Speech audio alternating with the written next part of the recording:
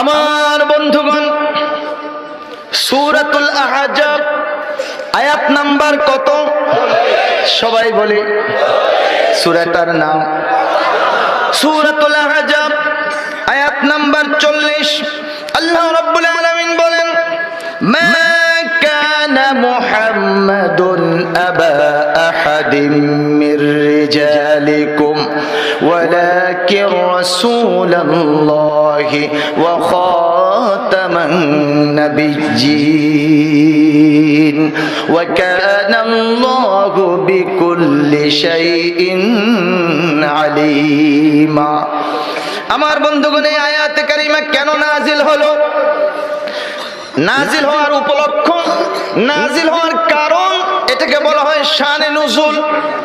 কি উপলক্ষে অবতীর্ণ হলো?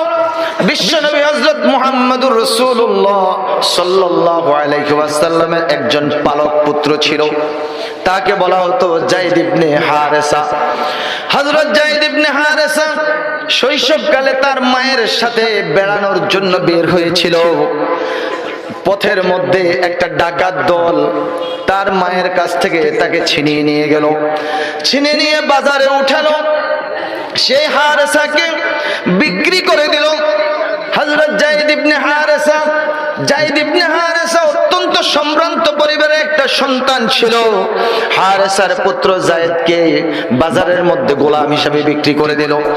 ঘটনাক্রমে হযরত বিবি খাদিজাতুল কুবরা রাদিয়াল্লাহু তাআলা আনহার এক লোক এই যায়েদ ইবনে হারেসাকে কিনে নিয়ে মা খাদিজাতুল কুবরাকে দিলেন, মা গো, এই গোলামটা কিনে এনেছি, খুব ভালো লেগেছে, আশা করি আপনার কাজে লাগবে।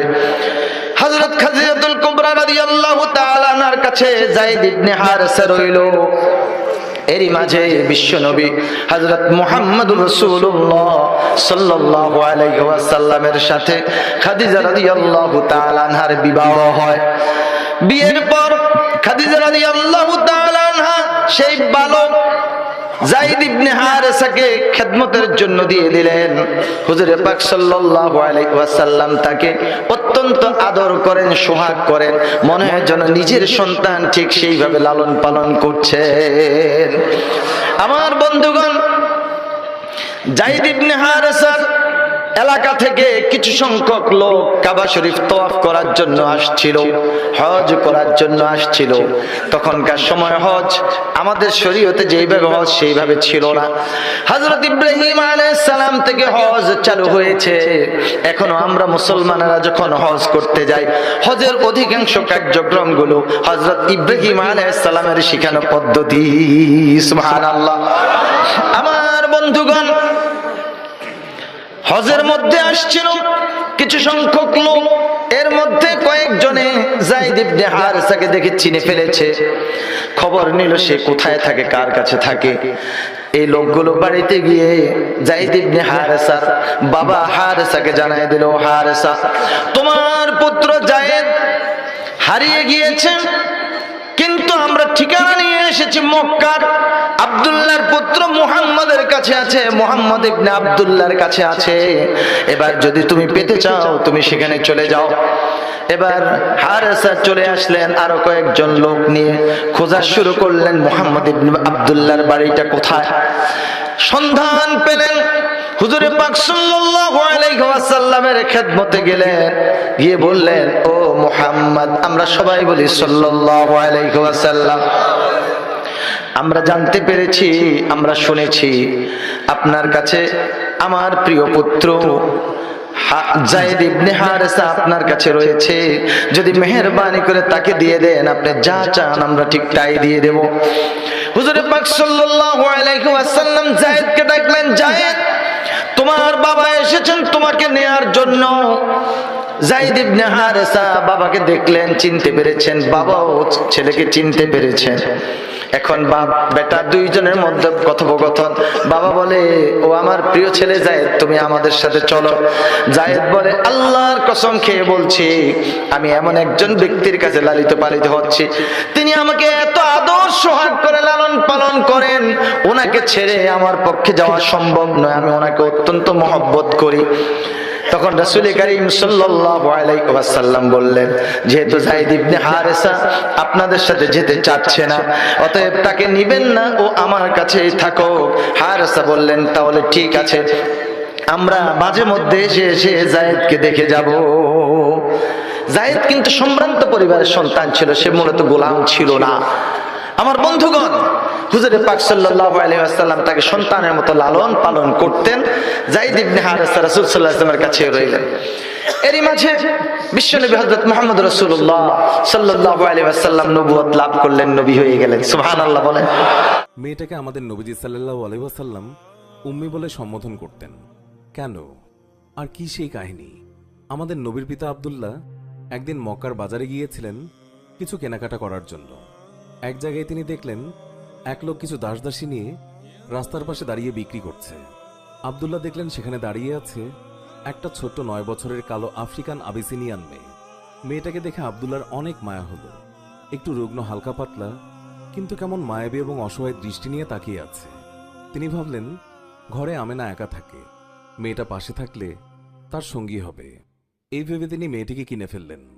মেয়েটিকে আব্দুল্লাহ এবং আমেনা অনেক ভালোবাসতেন, স্নেহ করতেন, এবং তারা লক্ষ্য করলেন যে তাদের সংসারে আগের চেয়ে বেশি রহমত এবং বরকত চলে এসেছে। এই কারণে আব্দুল্লাহ এবং আমেনা মেয়েটিকে আদর করে নাম দিলেন বারাকা। এই কাহিনীটি সেই বারাকার। এরপর একদিন আব্দুল্লাহ ব্যবসার কারণে সিরিয়া রওনা দিলেন। আমেনার সাথে সেটাই ছিল ওনার শেষ বিদায়। ওনার যাত্রার 2 দিন পর আমেনা স্বপ্ন দেখলেন আকাশের একটা তারা যেন খুব আলো করে তার কোলে এসে পড়ল। পরদিন ভোরে তিনি বারাকাকে তার সেই স্বপ্নের কথা বললেন। উত্তরে বারাকা মৃদু হেসে বললেন, আমার মন বলছে আপনার একটা সুন্দর সন্তানের জন্ম হবে। আমেনা তখনও জানতেন না তিনি গর্ভধারণ করেছেন, কিন্তু কিছুদিন পর তিনি বুঝতে পারলেন বারাকার ধারণাই সত্যি। আব্দুল্লাহ অবশ্য আর ফিরে আসেনি। সিরিয়ার পথেই তিনি মৃত্যুবরণ করেছেন। আমেনার সেই বিরহ এবং কষ্টের সময়ে বারাকা ছিলেন একমাত্র সবচেয়ে কাছের সঙ্গী। একসময় আমেনার অপেক্ষা শেষ হয় এবং তিনি জন্ম দিলেন আমাদের প্রিয় নবী সাল্লাল্লাহু আলাইহি ওয়াসাল্লামকে। শেখ ওমর সুলাইমানের বর্ণনা অনুযায়ী সর্বপ্রথম আমাদের নবীকে দেখার এবং স্পর্শ করার সৌভাগ্য হয়েছিল যেই মানুষটির, সে হলো এই আফ্রিকান কৃতদাসী ছোট্ট কালো মেয়েটি। আমাদের নবীকে নিজ হাতে আমেনার কোলে তিনি তুলে দিয়েছিলেন। আনন্দ আর খুশিতে বলেছিলেন, আমি কল্পনায় ভেবেছিলাম সে হবে চাঁদের মতো, কিন্তু এখন তো দেখছি সে চাঁদের চেয়েও সুন্দর। এই সেই বারাকা। নবীজির জন্মের সময় ওনার বয়স ছিল 13 বছর। ছোটবেলায় শিশু নবীকে আমেনার সাথে যত্ন নিয়েছেন, গোসল দিয়েছেন, খাওয়াতে সাহায্য করেছেন, আদর করে ঘুমও পাড়িয়েছেন। মৃত্যুর সময় আমেনা বারাকার হাত ধরে অনুরোধ করেছিলেন তিনি যেন তার সন্তানকে দেখে শুনে রাখেন। বারাকা তাই করেছিলেন। বাবা মা দুজনকেই হারিয়ে ইয়াতিম নবী চলে আসলেন দাদা আব্দুল মোত্তালিবের ঘরে। উত্তরাধিকার সূত্রে নবী হলেন বারাকার নতুন মনিব। কিন্তু তিনি একদিন বারাকাকে মুক্ত করে দিলেন এবং বললেন, আপনি যেখানে ইচ্ছে চলে যেতে পারেন, আপনি স্বাধীন এবং মুক্ত।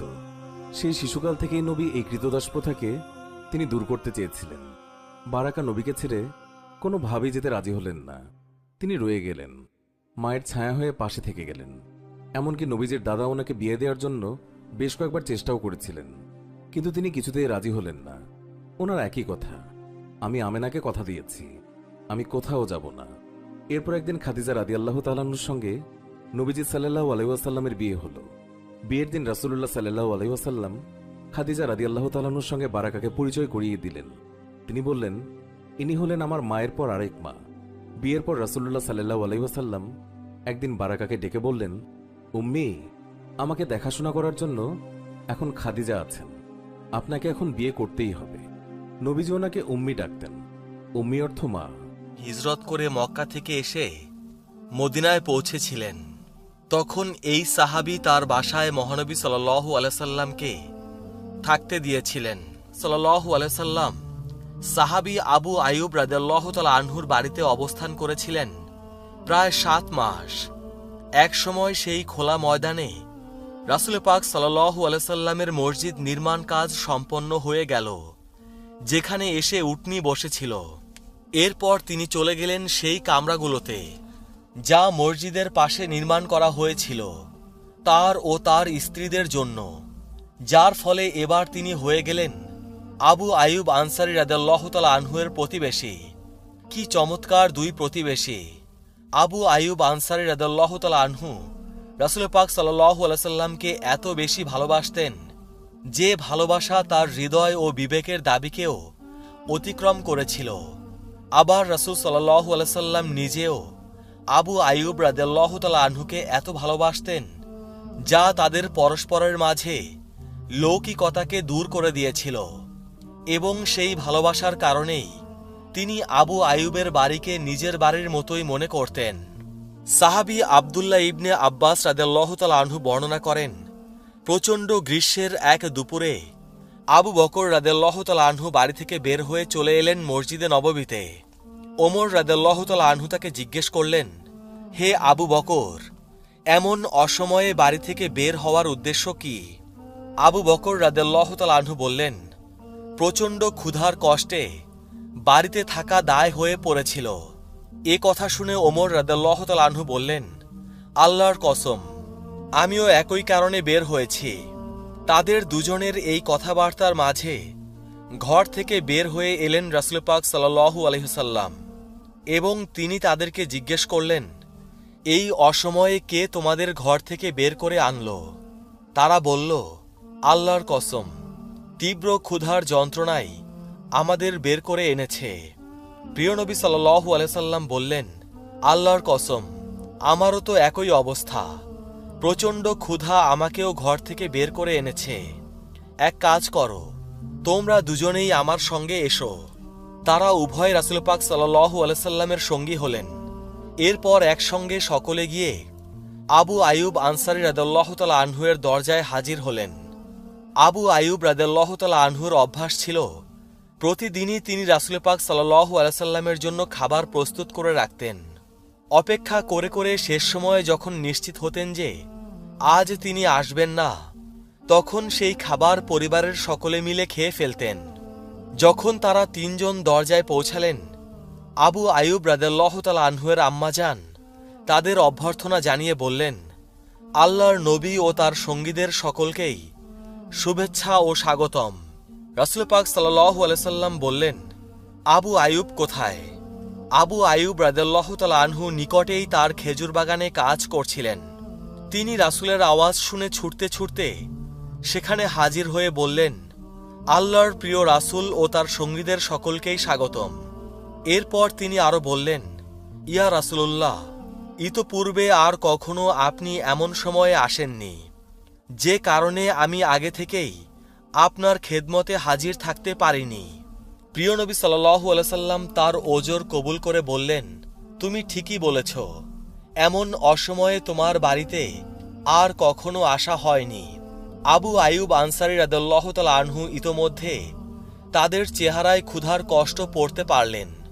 ফলে তিনি খেজুরের বাগানে ছুটে গিয়ে একটা কাদি কেটে আনলেন, যাতে ছিল সম্পূর্ণ পাকা, আধা পাকা এবং একেবারে টসটসে তাজা মিষ্টি খেজুর। প্রিয় নবী সাল্লাল্লাহু আলাইহি সাল্লাম বললেন, পুরো খেজুরের কাদিটা কেটে আনার কি প্রয়োজন ছিল? শুধু পূর্ণ পাকাগুলো ছিঁড়ে আনলেই তো হতো। উত্তরে তিনি বললেন, আমার যে খুব ইচ্ছা হলো আপনাকে বাগানের পাকা, তাজা পাকা সব রকমের খেজুর খাওয়াতে, তাই কাদি ধরে কেটে এনেছি। এছাড়া আপনাদের জন্য এখনই ছাগল জবাই করব। প্রিয় নবী সাল্লাল্লাহু আলাইহি সাল্লাম বললেন, দুধাল বকরি জবাই করবে না। এরপর আবু আইয়ুব আনসারী রাদিয়াল্লাহু তাআলা আনহু একটা খাসি জবাই করে স্ত্রীকে বললেন, আটা খামির করো এবং সুন্দর করে রুটি বানাও। তুমি তো চমৎকার রুটি বানিয়ে থাকো। উম্মে আইয়ুব অর্ধেক ছাগল ছানা দিয়ে ঝোল রান্না করলেন, আর বাকি অর্ধেক ভুনা করলেন। রান্না করা শেষ হলে যখন সেগুলো নবী করিম সাল্লাল্লাহু আলাইহি সাল্লাম এবং সঙ্গীদের সামনে রাখা হলো, প্রিয় নবী সাল্লাল্লাহু আলাইহি সাল্লাম এক টুকরো গোশত রুটির ওপর রেখে আবু আইয়ুবকে বললেন, তাড়াতাড়ি এটা ফাতেমাকে পৌঁছে দিয়ে এসো। অনেক দিন থেকেই সে এমন খাবার খায়নি। তারা সকলে খেয়ে পরিতৃপ্ত হলে প্রিয় নবী সাল্লাল্লাহু আলাইহি সাল্লাম বললেন, আহা, এত চমৎকার খাবার, রুটি, গোশত, খেজুর। বলতে বলতে তার দুই চোখ ভিজে গেল। এরপর তিনি বললেন, কসম সেই মহান আল্লাহর, যার নিয়ন্ত্রণে রয়েছে আমার জীবন। এসব হলো সেই নিয়ামত যার সম্পর্কে কেয়ামতের ময়দানে তোমাদের জিজ্ঞেস করা হবে। এ ধরনের সুস্বাদু খাবার অথবা যে কোনো খাবার যখনই গ্রহণ করবে, শুরুতে বিসমিল্লাহ বলবে আর শেষ হলে আলহামদুলিল্লাহ বলবে। এরপর প্রিয়নবী সাল্লাল্লাহু আলাইহি সাল্লাম উঠতে উঠতে আবু আইয়ুব আনসারী রাদিয়াল্লাহু তাআলা আনহুকে বললেন, তুমি আগামীকাল এসো। প্রিয়নবী সাল্লাল্লাহু আলাইহি সাল্লামের অভ্যাস ছিল এরকম, কেউ তার সঙ্গে কোনো সদাচার করলেই তিনি তার প্রতিদান দিতে চাইতেন। সেই কারণেই তিনি আবু আইয়ুব রাদিয়াল্লাহু তাআলা আনহুকে পরের দিন দেখা করতে নির্দেশ দিলেন, কিন্তু তিনি রাসূলের কথাটি বুঝতে পারলেন না। ফলে ওমর রাদিয়াল্লাহু তাআলা আনহু কথাটি তাকে বুঝিয়ে বললেন, প্রিয় নবী সাল্লাল্লাহু আলাইহি সাল্লাম তোমাকে আগামীকাল যেতে বলেছেন। তখন আবু আইয়ুব রাদিয়াল্লাহু তাআলা আনহু বললেন, প্রিয় নবীর আদেশ শিরোধার্য। পরের দিন যখন আবু আইয়ুব প্রিয় নবী সাল্লাল্লাহু আলাইহি সাল্লামের কাছে গেলেন, প্রিয় নবী তখন তাকে একটি ছোট দাস দান করলেন এবং বললেন, হে আবু আইয়ুব, এর সঙ্গে ভালো ব্যবহার করো, কারণ সে যতদিন থেকে আমার কাছে রয়েছে তার মাঝে আমরা কেবলমাত্র ভালো স্বভাবই পেয়েছি।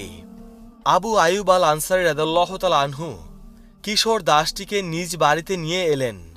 উম্মে আইয়ুব তাকে জিজ্ঞেস করলেন, এটা কার মেয়ে? আবু আইয়ুব আনসারী রাদিয়াল্লাহু তাআলা আনহু বললেন, ও আজকে থেকে আমাদের মেয়ে। আল্লাহ রাসূল সাল্লাল্লাহু আলাইহি সাল্লাম ওকে আমাদের জন্য দান করেছেন। উম্মে আইয়ুব রাদিয়াল্লাহু তাআলা আনহা তখন বললেন, কি মহান দাতা, কি চমৎকার দান। আবু আইয়ুব রাদিয়াল্লাহু তাআলা আনহু বললেন, রাসূল পাক সাল্লাল্লাহু আলাইহি সাল্লাম আমাদেরকে এই মেয়ের সঙ্গে ভালো ব্যবহার করতে নির্দেশ দিয়েছেন। আবু আইয়ুব রাদিয়াল্লাহু তাআলা আনহুর স্ত্রী জিজ্ঞেস করলেন, তার সঙ্গে কেমন ব্যবহার করলে রাসূলের নির্দেশ যথার্থ পালিত হবে? আবু আইয়ুব রাদিয়াল্লাহু তাআলা আনহু তখন বললেন, আমার মনে হয় রাসূল পাক সাল্লাল্লাহু আলাইহি সাল্লামের নির্দেশ পালনের সর্বোত্তম পন্থা হতে পারে মেয়েটিকে স্বাধীন করে দেওয়া। আবু আইয়ুব রাদিয়াল্লাহু তাআলা আনহুর স্ত্রী বললেন, তুমি একদম ঠিক কথাটিই বলেছ, আল্লাহ তাওফিক দান করুন। এরপর আবু আইয়ুব রাদিয়াল্লাহু তাআলা আনহু ওই মেয়েটিকে মুক্ত ও স্বাধীন করে দিলেন। এ তো ছিল আবু। তিনি কখনোই ওনাকে নাম ধরে ডাকেননি। তারপর রাসূলুল্লাহ সাল্লাল্লাহু আলাইহি ওয়াসাল্লাম এবং খাদিজা মিলে ওনাকে উবাইদ ইবনে যায়েদের সঙ্গে বিয়ে দিয়ে দিলেন। কিছুদিন পর বারাকার নিজের ঘরে একটা ছেলে হলো। তিনি তার নাম রাখলেন আইমান। এরপর থেকে বারাকার নতুন নাম হয়ে গেল উম্মে আইমান। একদিন বারাকার স্বামী উবাইদ মৃত্যুবরণ করেন।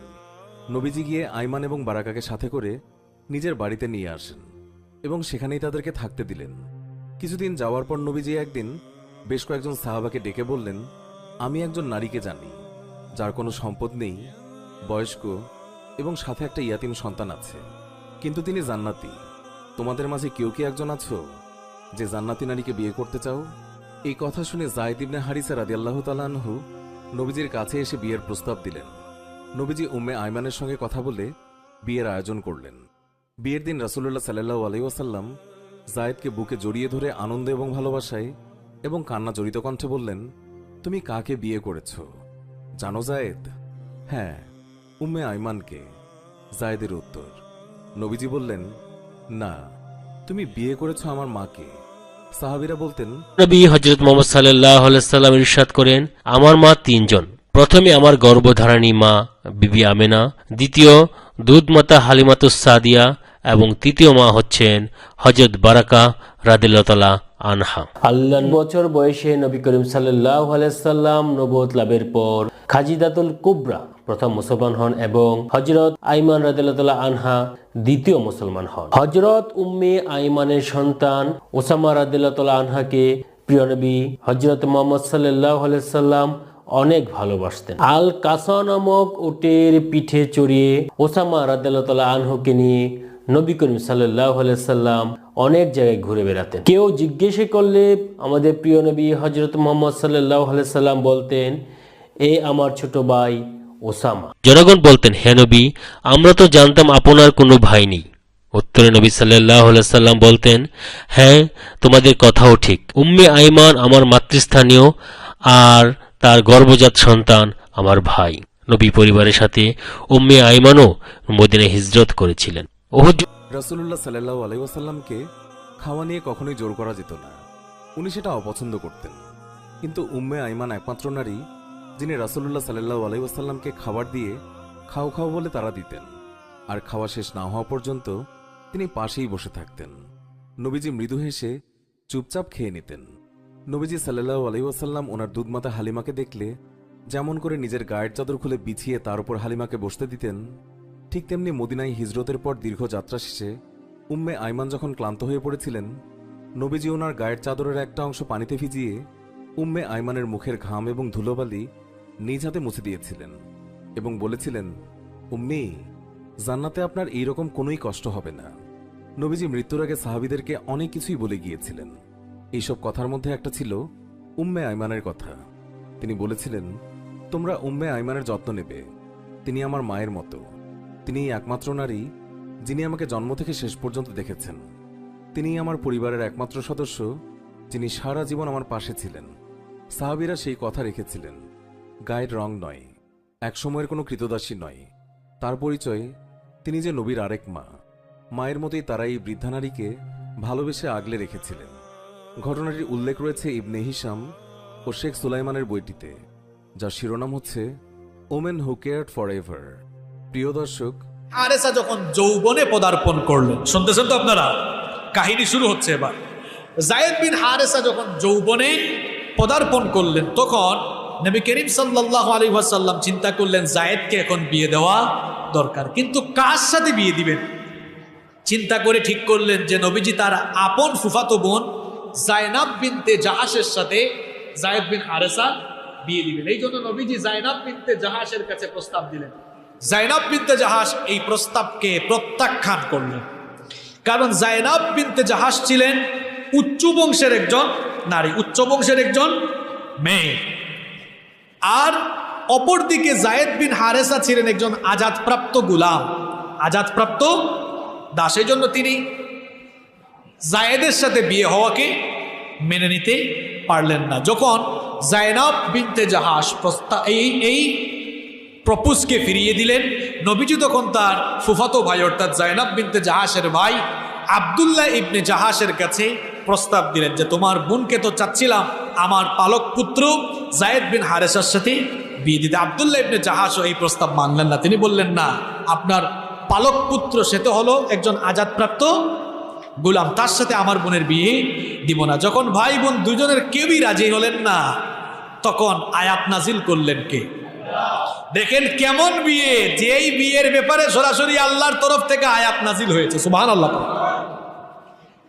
ভাই বোন দুজনেই যখন নবীজি বিয়ের প্রস্তাব দেওয়ার পরেও রাজি হলেন না, রব্বুল আলামিন তখন আয়াত নাজিল করলেন। কোরআনুল কারীমের 33 নম্বর সূরা সূরাতুল আহজাবের 36 নম্বর আয়াত নাজিল হয়ে গেল। আল্লাহ তাআলা বললেন, ওয়ামা কানা লিমুমিনিন ওয়ালা মুমিনাতিন ইযা কাদাল্লাহু ওয়া রাসূলুহু আমরান আইয়াকুনা লাহুমুল খিয়ারাতু মিন أمرهم ومن يعص الله ورسوله فقد ضل ضلالا مبينا। আল্লাহ তাআলা আয়াত নাজিল করে জানিয়ে দিলেন, আল্লাহ এবং তার রাসূলের পক্ষ থেকে কোনো ফয়সালা হয়ে যাওয়ার পরে মুমিন পুরুষ এবং মুমিন নারীদের জন্য সেই বিষয়ে সিদ্ধান্ত নেওয়ার আর কোনো ইখতিয়ার থাকে না। এই আয়াত যখন নাজিল হয়ে গেল, তখন ভাই বোন দুজনেই তাদের সিদ্ধান্ত থেকে সরে আসলেন। উভয়েই আয়াত নাজিল হওয়ার পরে বিয়ের প্রস্তাব মেনে নিলেন। এরপরে তাদের দুজনের মধ্যে বিয়ে সংগঠিত হয়ে গেল। বিয়ে সংগঠিত হওয়ার পরেও তাদের দুজনের মধ্যে অর্থাৎ জাইনাব বিনতে জাহাশ এবং যায়েদ বিন হারেসার মধ্যে সাংসারিক জীবনে কোনো প্রকার বনিবনা হলো না। দেখা গেল প্রত্যেক দিন তাদের মধ্যে ঝগড়া বিবাদ হয়, তাদের মধ্যে পারিবারিক কলহ শুরু হয়ে গেল। যায়েদ বিন হারেসা মনে মনে সিদ্ধান্ত নিলেন তিনি আর জায়নাব বিনতে জাহাশের সঙ্গে সংসার করবেন না। এবার যায়েদ রাদিয়াল্লাহু আনহুর মনের কথা ওহী নাজিল করে নবীজিকে জানিয়ে দিয়েছেন। হুজুরের কি হয়? সেই জায়নাবকে বিয়ে দিল জায়েদের কাছে। সুন্দরভাবে ঘর সংসার করছে। তখনকার সময় টেকনা ছিল, এখনো আছে, অনেকে আছে কারো ভালো সহ্য করতে পারে না। জায়েদের ঘরে জাইনাব রাদিয়াল্লাহু তাআলা না সুন্দরভাবে ঘর সংসার করছেন। এখন শয়তান এসে কুতাল দেয়া শুরু করলো। কুতাল বুঝেন নাকি আপনারা? আমার বন্ধুগণ, জাইনাবকে বলল, জাইনাব রে, তুমি তো মুহাম্মাদের ফুফাতো বোন, তোমাকে তার গোলামের কাছে, তার পালক পুত্রের কাছে বিয়ে দিয়ে তোমাকে অসম্মান করা হলো। জাইনাবের মন খারাপ হয়ে গেল। হুজুরকে বললেন, ইয়া রাসূলুল্লাহ সাল্লাল্লাহু আলাইহি ওয়াসাল্লাম, আমি জায়েদের সাথে ঘর সংসার করব না। হুজুর বুঝানোর চেষ্টা করলেন, সে বুঝতে রাজি না। শেষ পর্যন্ত বিবাহ বিচ্ছেদ ঘটে গেল। বিশ্বনবী হযরত মুহাম্মদ সাল্লাল্লাহু আলাইহি ওয়াসাল্লাম খেয়াল করলেন জাইনাবের ইদ্দত পালন হয়ে গেল। আল মুতাল্লাকাতু ইয়াতারাব্বাসনা বিআনফুসিহিন্না সালাসাতা কুরুইন, যখন 3 কুরু ইদ্দত পালন হয়ে গেল, হুজুর পাক সাল্লাল্লাহু আলাইহি ওয়াসাল্লাম ভাবলেন, জাইনাবকে তো বিয়ে আমি দিয়েছিলাম, এখন তো জাইনাব তালাক প্রাপ্ত হয়ে গেল, তাকে আবার কে বিয়ে করবে? ঠিক আছে, ইদ্দত পালন হয়ে গেল, আমি প্রস্তাব পাঠাই দেখি, জাইনাব যদি রাজি হয়ে যায় তাহলে আমি জাইনাবকে উম্মুল মুমিনিনের স্থানে বসায়া দেব। সুবহানাল্লাহ। আল আহজাবের শুরু থেকে নিয়ে 40 নম্বর আয়াত পর্যন্ত যদি পড়েন, 33 নম্বর সূরার 1 নম্বর আয়াত থেকে 40 নম্বর পর্যন্ত আয়াত, তাফসিরে ইবনে কাসির, তাফসিরে তাবারি সহ যদি পড়েন, তাহলে আপনারা সেই তাফসিরে এটা পেয়ে যাবেন। কোরআনের আয়াতের মধ্যেও আছে, তাফসিরেও আছে, যে মুহাম্মাদের যে ছেলে ছিল তাকে লোকেরা বলতো জায়েদ ইবনে মুহাম্মদ, অর্থাৎ মুহাম্মাদের ছেলে জায়েদ।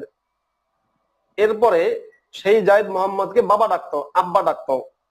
পরবর্তীতে মুহাম্মদ জায়েদকে বিয়ে করিয়ে দেয়, মুহাম্মাদের নিজের ফুফাতো বোন জয়নবের সাথে জায়েদকে বিয়ে করিয়ে দেয়। বিয়ে করিয়ে দেওয়ার পরে একদিন মুহাম্মদ জায়েদের ঘরে ঢোকে। জায়েদের ঘরে ঢোকার পরে জায়েদ তখন ঘরে ছিল না, তখন জয়নবকে, মানে জায়েদের স্ত্রীকে মুহাম্মদ অর্ধনগ্ন অবস্থায় দেখতে পারে। অর্ধনগ্ন অবস্থায় দেখলে মুহাম্মদ তখন বলেছিল যে আল্লাহর কি মহিমা, আল্লাহর কি কুদরত, আল্লাহ কখন যে কার মন কিভাবে ঘুরিয়ে দেয় বলা যায় না, এরকম আর কি, আল্লাহ কখন যে কার মন ঘুরিয়ে দেয়। এর পরপরই মুহাম্মাদের মনের মধ্যে ঢুকে গেছে জায়েদের স্ত্রী, এবং তারপরে মুহাম্মদ কোরআনের সূরা আহজাবের আপনার 3 নম্বর, 4 নম্বর, 5 নম্বর আয়াত নাজিল করে, যেখানে বলা হচ্ছে, মা জাআলাল্লাহু লিরাজুলিন মিন কলবাইনি ফি জাওফিহি, আল্লাহ একজন ব্যক্তির পেটের মধ্যে 2টো অন্তর দেননি। ওমা জাআলা আজওয়াজাকুমুল্লাহি তুযাহিরুনা মিনহুন্না উম্মাহাতিকুম, তোমরা তোমাদের যে স্ত্রীর সাথে জিহার করো তাদেরকে আল্লাহ তোমাদের মা বানান নাই। জিহার মানে হচ্ছে মায়ের সাথে তুলনা করা। ওমা জাআলা আদইয়াকুম আবনাকুম, আগে ওই দুটো উদাহরণ দিয়ে আসল পয়েন্টে গেছে, বলে ওমা জাআলা আদইয়াকুম আবনাকুম, তোমাদের পালক পুত্র তোমাদের পুত্র না, আল্লাহ সেটা বানান নাই। যালিকুম কাউলুকুম বিআফওয়াহিকুম, এটা তোমাদের মুখের কথা। ওয়াল্লাহু ইয়াকুলুল হাক্কা ওয়া হুয়া ইয়াহদিস সাবিল, আল্লাহ সত্য বলেন এবং আল্লাহ সঠিক পথে পথ প্রদর্শন করেন। এই হচ্ছে প্রথমে আল্লাহ কি করলো, এই সূরা আহজাবে বললো যে পালক পুত্র পুত্র না। এই সূরা আহজাবের 37 নম্বর আয়াতে এরপর আল্লাহ কি করলো, যখন জায়েদকে মুহাম্মদ বলল যে তোমার স্ত্রী, জায়েদের সাথে স্ত্রীর দ্বন্দ্ব হলো, তখন তালাক হয়ে গেল, বা মুহাম্মদ হয়তো জায়েদকে বললো তালাক দিয়ে দাও, যেটাই হোক, তালাক দেওয়ার পরে তখন জায়েদকে মুহাম্মদ বলল যে তোমার স্ত্রী জয়নবকে আমার পক্ষ থেকে বিয়ের প্রস্তাব নিয়ে যাও। ভাবেন এবার, ওই ছেলেকেই বলে তোমার বউর কাছে নিয়ে যাও যে আমার জন্য বিয়ের প্রস্তাব নিয়ে। এটা কিভাবে সম্ভব? এটা মুহাম্মদ করেছে, করলে ছেলেকেই বলেছে।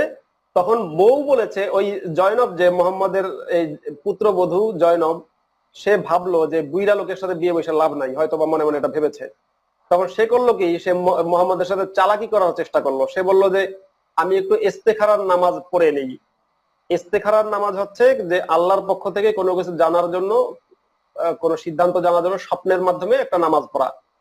মুহাম্মদ বলল ঠিক আছে, কিন্তু পরে আর মুহাম্মাদের ধৈর্য কুলাইলো না। মুহাম্মদ ভাবলো যে যদি এই পুত্রবধূ ইস্তেখারার নামাজ পড়ে যদি বলে যে আমি স্বপ্নে দেখেছি যে আপনার সাথে বিয়ে করতে আল্লাহ নিষেধ করেছেন, তাহলে তো মুহাম্মাদের কোনো উপায় নেই।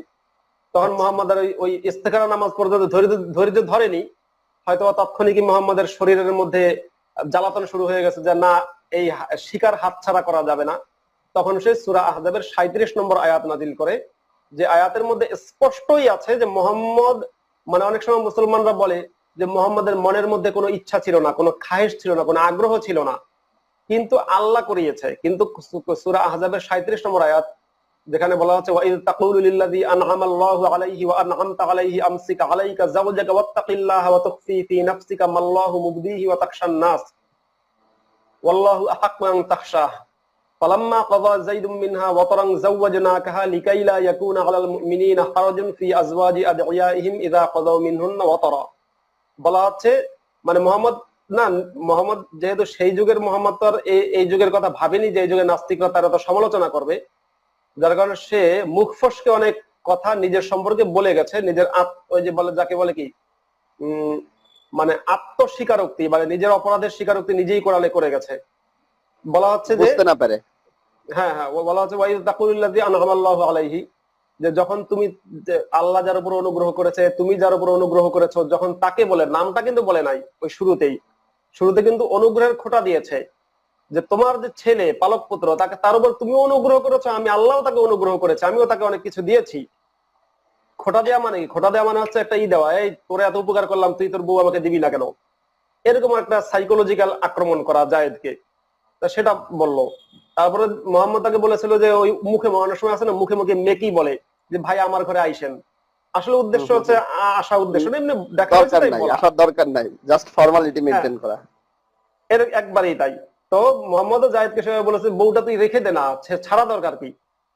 তারপরে যখন জায়েদ জয়নবের সাথে প্রয়োজন মেটালো, শব্দটা আছে ওয়াকাযা যাইদুম মিনহা ওয়াতারান, যখন তার সাথে প্রয়োজন মেটানো দিয়ে কেউ বলেছে যে তার সাথে সহবাস করেছে, এরপরে গিয়ে কেউ বলেছে যে না জায়েদ হচ্ছে আপনার তাকে তালাক দিয়েছে, তখন আল্লাহ বলছে যাওয়াজনাকাহা, আমি তোমার সাথে, আমরা আল্লাহগণ, বহু বচনের শব্দ, আমরা আল্লাহগণ তোমার সাথে বিয়ে দিয়েছি জয়নবকে, তাকে বিয়ে দিয়ে দিলাম।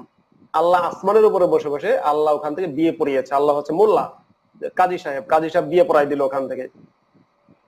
কেন পড়াইলো? সেক্ষেত্রে আবার আল্লাহ বলছে লিকাইলা ইয়াকুনা আলাল মুমিনিনা হারাজুন, যাতে মুমিনরা যদি কোনো সময় তাদের পালক পুত্রকে বিয়ে করতে চায় যাতে বাধা না থাকে।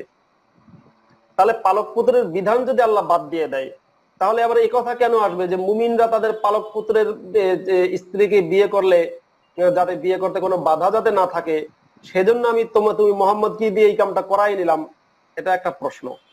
বিধানটা বাদ, মনে করুন যদি আল্লাহ বলল যে আমি আল্লাহ মদ খাওয়াকে নিষিদ্ধ করে দিল, এরপর যে আল্লাহ বলে যাতে করে কোনো মুমিনগণ মদ খাওয়ার পরে নামাজে না যায়, এরকম যদি হয় তাহলে তো সেটা একটা ফাউল কথা হইলো। মদ খাওয়া তো নিষেধ, সুতরাং মদ খাওয়ার পরে কি হবে না হবে সেরকম সিদ্ধান্ত আল্লাহ তো দেবে না, দিতে পারে শাস্তির বিধান। হ্যাঁ শাস্তির বিধান, যেখানে কিন্তু মদ খাওয়ার পরে নামাজ পড়তে যাবে না, এটা তো তাহলে মদ খাওয়ার পথেও সাপোর্ট করতেছে। হ্যাঁ, তা এই আয়াতের মধ্যে আল্লাহর দ্বিচারিতা প্রমাণ পায় যে আল্লাহ বলছে যে পালক পুত্রের কোনো বিধান নেই, যেটা সূরা আহজাবের শুরুতেই আছে, আর সেই সূরার আবার 37 নম্বর আয়াতে বলছে মুমিনরা যদি তাদের পালক পুত্রের, পালিত পুত্রের স্ত্রীকে যদি বিয়ে করতে চায় তাহলে যাতে বাধা না থাকে। পালক পুত্রের বিধান তুমি আল্লাহ যদি বাদ দিয়ে দাও, তাহলে সেই পালক পুত্রের স্ত্রীকে বিয়ে করার প্রশ্নটা কেন আসবে? কারণ তখন তো পুত্রই না। মোহাম্মদের সময় কি হয়েছে, মোহাম্মদ যখন এই যে মোহাম্মদের পুত্রবধূ জয়নবকে অর্ধনগ্ন দেখে যখন মাথা ঠিক থাকতে পারে নাই, তখন সে আয়াত নাজিল করেছে যে এই পালক পুত্র বলতে কিছু নেই। কিন্তু তার পরে যখন আল্লাহ নিষেধ করে দিল, তখন তো এই প্রশ্ন আসে না যে তোমাদের পালক পুত্রের বউকে বিয়ে করতে যাতে বাধা না থাকে, কারণ এরপরে তো মুসলিমরা পালক পুত্র বানাবেই না। সেটাই, পালক পুত্র বানাবে না। আমি আমার স্ত্রীকে বলছি, এই তোমার চোখ দুটো না পুরো আমার মায়ের মতো দেখতে, তোমার হাত দুটো পুরো আমার মায়ের মতো, তুমি যখন রুটি বেলো না তোমার হাতগুলো দেখতে পাই পুরো আমার মায়ের মতো এরকম হাত তোমার। আচ্ছা, এই কথা যদি আমি আমার বউকে বলি, এটা পাপ হবে কি হবে না? হবে। আমরা অনেক সময় তো বলেও ফেলি না, এটা যে কত বড় পাপ, এর জরিমানা শুনলে আপনি অবাক হয়ে যাবেন। এর নাম জিহার। এর নাম কি? জিহার। আল্লাহ এই ব্যাপারে, এই পাপের জন্য একটা সূরা পর্যন্ত অবতীর্ণ করেছেন, সূরা মুজাদালা। কদ সামিআল্লাহু কাওলাল্লাতী তুজাদিলুকা ফি জাওজিহা ওয়া তাস্তাকি ইলাল্লাহ, একটা সূরা পর্যন্ত অবতীর্ণ করেছেন। এই দেখুন, কেউ যদি তার স্ত্রীকে বলে তোমার হাতটা আমার মায়ের মতো, তোমার চোখটা আমার মায়ের মতো, তোমার পেটটা আমার মায়ের মতো, এ কথা যদি কোনো পুরুষ মানুষ বলে, আল্লাহ বলছে প্রথম জরিমানা ফাতাহরিরু রাকাবাতিন মিন ক্বাবলি আন ইয়াতামাসসা, নিজের টাকা দিয়ে একটা গোলাম কিনে আজাদ না করা পর্যন্ত মিন ক্বাবলি আন ইয়াতামাসসা, তুমি তোমার বইয়ের গায়ে এরকম টাচ করতে পারবে না। 2, মুমতাজুল ভাই গোলাম আজাদ করার টাকা নেই, আল্লাহ বলছেন ফাইন লাম ইয়াজিদ ফাসিয়ামু শাহরাইন মুতাতাবিআইন, তুমি তোমার স্ত্রী কোন অঙ্গ যদি তোমার মায়ের সঙ্গে তুলনা করে দাও, তুমি গোলাম আজাদ করতে না পারলে তোমার দ্বিতীয় জরিমানা শাহরাইন মুতাতাবিআইন, 60টা রোজা রাখতে হবে। কটা? 60টা। এবার এখানে আরেকটা কথা বলি, রমজানের রোজা শাহরাইন মুতাতাবিআইন, ঠিক 59টা রোজা করেছেন, একটা বাকি, একটা কোন রকমে ভেঙে দিয়েছেন, আবার প্রথম থেকে শুরু। 56টা করেছেন, একটা ভেঙে গেছে, আবার প্রথম থেকে শুরু। 45টা করেছেন, ভেঙে গেছে, আবার প্রথম থেকে শুরু।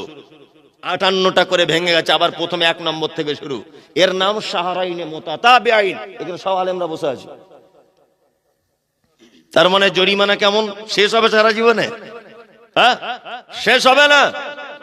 নাম্বার 3, আল্লাহ বলছে যদি গোলাম আজাদ করতে না পারো, তুমি যদি 2 মাস রোজা রাখতে না পারো, ফাইন লাম ইয়াস্তাতি ফাইতামু 60 মিসকিন, তাহলে তুমি 60 জন মিসকিনকে খাদ্য প্রদান করো। মিন ক্বাবলি আন ইয়াতামাসসা, তারপরে তুমি তোমার বইয়ের গায়ে হাত দিতে পাবে, তার আগে নয়। তার মানে বুঝতে পারছেন এটা পাপ, কত বড় পাপ। বলুন এই 3টে জরিমানা, 2টো কি দিয়ে?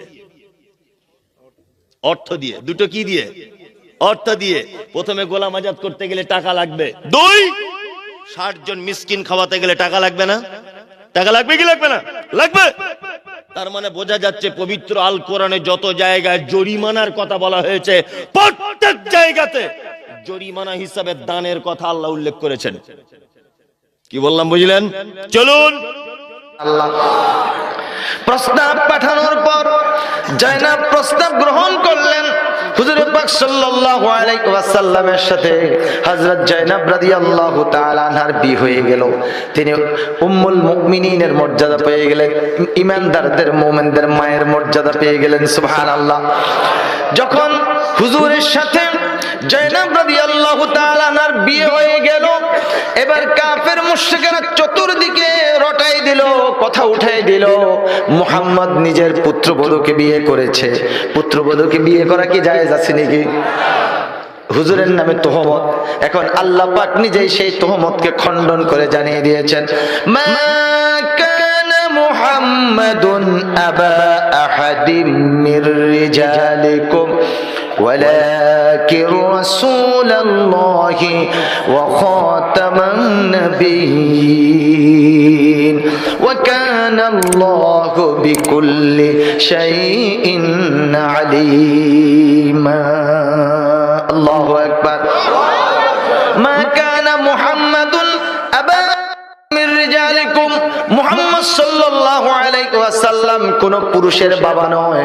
প্রশ্ন করতে পারেন হেলালি সাহেব, আমরা তো জানতে পেরেছি রাসূল সাল্লাল্লাহু আলাইহি ওয়াসাল্লামের 3 পুত্র ছিল। আমার বন্ধুগণ, আমার বাবারা, আমার ভাইয়েরা, 3 পুত্র ছিলেন, কিন্তু সেই 3 পুত্র অপ্রাপ্ত বয়স্ক অবস্থায়, তারা নাবালক থাকা অবস্থায় তারা তাদের শৈশবকালে ইন্তেকাল করেছেন, যার কারণে তারা যৌবনে পদার্পণ করতে পারেন নাই, পুরুষ হতে পারেন নাই। পুরুষ হওয়ার আগে তারা শৈশবকালে শিশু অবস্থায় মারা গেছেন। আল্লাহ পাক জানিয়ে দিয়েছেন মুহাম্মদ সাল্লাল্লাহু আলাইহি ওয়াসাল্লাম কোন পুত্র সন্তানের বাবা নয়, এই কথা বলেন নাই। আল্লাহ পাক বলেছেন মুহাম্মদ সাল্লাল্লাহু আলাইহি ওয়াসাল্লাম কোন পুরুষের বাবা নয়। ঠিক না বেঠি? তাহলে দেখা যায় রাসূল সাল্লাল্লাহু আলাইহি ওয়াসাল্লামকে যায়েদ আব্বা ডাকার কারণে এখানে রাসূল সাল্লাল্লাহু আলাইহি ওয়াসাল্লামও একটু বেকায়দায় পড়ছিলেন। কথা বলেন ঠিক না বেঠিক? এই জন্য যে কাউ রাসূলুল্লাহ সাল্লাল্লাহু আলাইহি ওয়াসাল্লাম রোমানদের সাথে এক ব্যাপক যুদ্ধের পরিকল্পনা গ্রহণ করলেন। রাসূল পাক সাল্লাল্লাহু আলাইহি ওয়াসাল্লাম জিহাদের ময়দানে সাহাবায়ে কেরামদেরকে প্রস্তুত করছেন জিহাদের জন্য। সাহাবীরা তৈরি হয়েছেন, লড়াই হবে মুতার প্রান্তরে। 3000 সাহাবীকে রাসূল রিক্রুট করলেন। 1 লক্ষ রোমান সৈন্য, তদানীন্তন পৃথিবীর সুপার পাওয়ার, সজ্জিত অস্ত্র সজ্জে সজ্জিত বাহিনী, চলে এসেছে তারা মুতার প্রান্তরে। রসুল 3000 তৈরি করলো, ওদিকে 1 লাখ আর এদিকে কয় হাজার। হুজুর নিজে এই জেহাদে যাননি, রাসূলে পাক বললেন এই জেহাদের ময়দানে সেনাপতির দায়িত্ব পালন করবে আমার পালক পুত্র যায়েদ। কোথায় তুমি? যায়েদ দাঁড়িয়ে গেলেন। 2 নম্বরে এ জেহাদের সেনাপতির দায়িত্ব পালন করবে আমার চাচাতো ভাই জাফর বিন আবি তালেব। কোথায়? দাঁড়িয়ে গেলেন তিনি। 3 নম্বরে দায়িত্ব পালন করবে আমার সাহাবী আব্দুল্লাহ বিন রাওয়াহা। কোথায় তুমি? তিনিও দাঁড়িয়ে গেলেন। রাসূল তাদেরকে বললেন যে তোমরা চলে যাও, তোমাদের ঘরে গিয়ে বিবি বাল বাচ্চা মা বাপের কাছ থেকে সালাম করে আসো। আমার বন্ধুগণ, জিহাদের ময়দানে সেনাপতি কয়জন লাগে? হুজুর বললেন কয়জনের কথা? 3 জনের কথা। তার মানে হলো কারো বুঝতে কোনো কষ্ট রইল না, এই জিহাদের ময়দানে 3 জনের নাম যে নবীজি ঘোষণা করেছেন এর ভিতর থেকে একজনও ফিরে আসবে না। বোঝা হয়ে গিয়েছে। হযরতে যায়েদ বলেন, ইয়া রাসূলুল্লাহ, আমার আব্বা জান, আমি আপনার পালক পুত্র, আপনি অর্ডার করেছেন। আমার মা হযরত আয়েশা ঘরে বসে শুনেছেন, আমার তো আর যাওয়ার দরকার নাই, কারো কাছে বলারও দরকার নাই। হযরতে জাফর বিন আবি তালেব চলে গেলেন নিজের বাড়িতে, যে ডাক দিয়ে বলে, বিবিরে, আল্লাহ রাসূল আমাকে জিহাদের ময়দানে সেনাপতির দায়িত্ব দিয়েছেন, আমি তোমাকে বলতে এসেছি, সালাম করতে এলাম। তোমার সঙ্গে একসঙ্গে দীর্ঘদিন আমি ছিলাম, কোন হক তোমার আদায় করতে হয়তো পারি নাই, হয়তো জুলুম করেছি, অথবা আমার দ্বারা তোমার অধিকার নষ্ট হয়েছে। কিছু যদি কোনো ভুল ত্রুটি হয়ে থাকে আল্লাহর হস্তে আমারে মাফ করে দিও। বিবি বলে, প্রাণের স্বামী, রাসূলুল্লাহ আপনাকে জিহাদের ময়দানের জন্য নির্বাচিত করেছেন, আমি আপনাকে ফিরে থাকতে বলতে পারবো না, সুতরাং আমি আল্লাহর দরবারে দোয়া করি।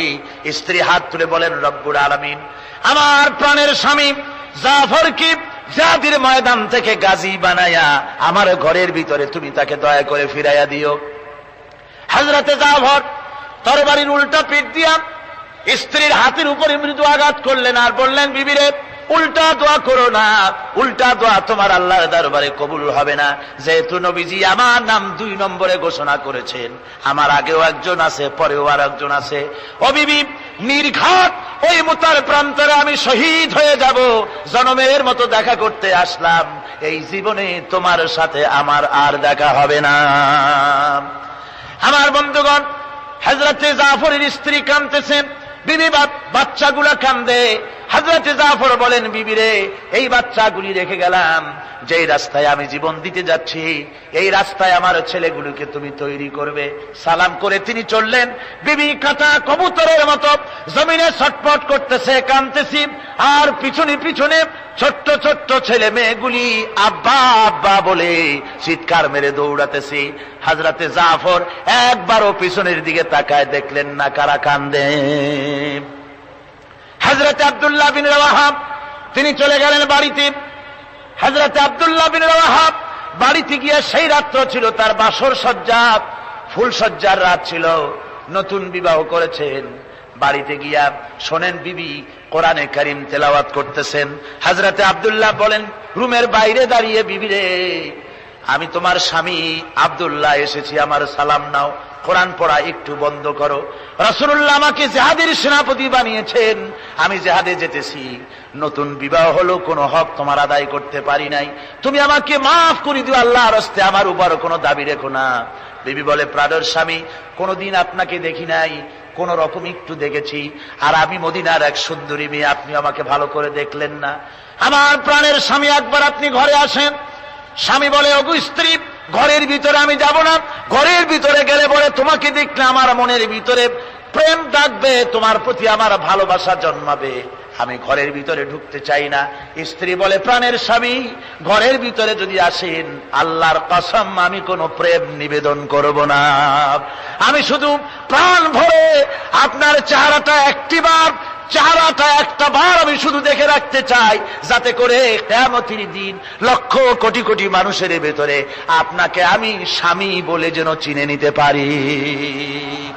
হযরতে আব্দুল্লাহ বলেন, ওগো স্ত্রী, যদি এই ইরাদা তোমার হয়, আর যদি তুমি ধৈর্য ধারণ করে থাকতে পারো, তাহলে কিয়ামতের দিন আল্লাহ রাব্বুল আলামিন আমি যার জন্য জান দিতে যেতেছি ওই মাবুদ মেহেরবান জান্নাতের ভেতরে তোমাকে আমাকে স্বামী স্ত্রী হিসাবে পরিচয় করাইয়া দিবেন।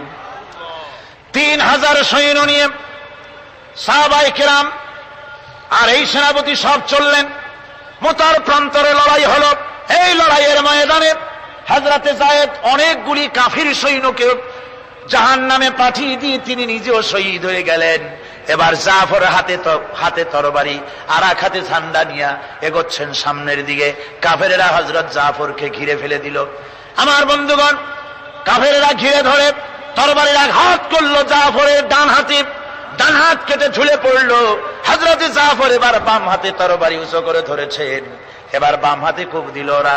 এই কাটা দুইটা হাত দিয়ে বুকের সাথে হযরত জাফর ইসলামের পতাকাটাকে জড়ায় ধরলেন। পাশের সাহাবীকে ডেকে বলেন, ও রাসূলুল্লাহর সাহাবী শোনো, আল্লাহর নবীকে আমার সালাম বলে দিও আর শোনায়া দিও জীবনের শেষ মুহূর্ত পর্যন্ত ইসলামের পতাকা উঁচু করে রেখেছিলাম, মাটিতে পড়তে দেই নাই।